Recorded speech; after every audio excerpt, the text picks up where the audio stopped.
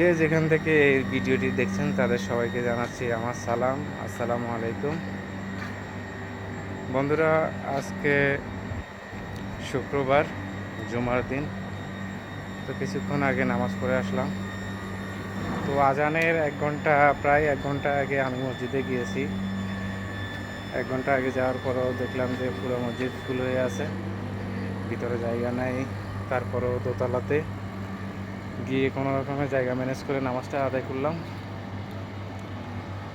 তো 1 ঘন্টা আগে যাওয়ার একটাই কারণ, কাতার সহ মিডল ইস্টের সবগুলো দেশে সামার চলতেছে।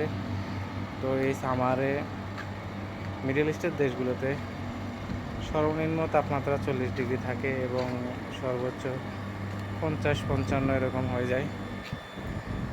তো যদি দেরি করে যায় তাহলে বাইরে নামাজ পড়া লাগে রাস্তার উপরে।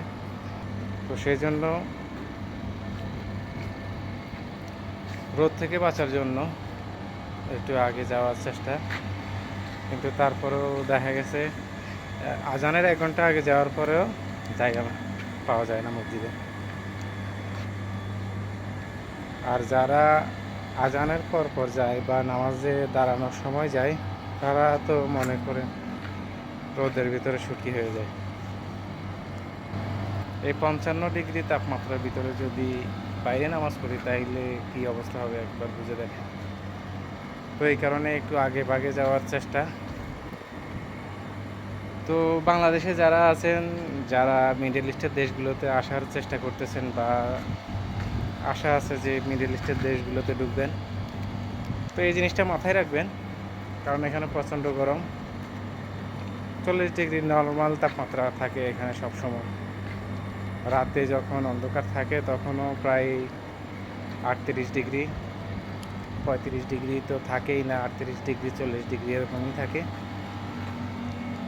তো পরিবেশ ঠান্ডা হওয়ার আগেই আবার সকালে সূর্য উঠে যায়। তো যারা চিন্তা করতেছেন যে মিডল ইস্টের দেশগুলোতে আসবেন, তো গরমের বিষয়টা অবশ্যই মাথায় রাখবেন। ধন্যবাদ। আজকে এই পর্যন্তই। আবার নতুন কোনো ভিডিওতে দেখা হবে। আসসালামু আলাইকুম।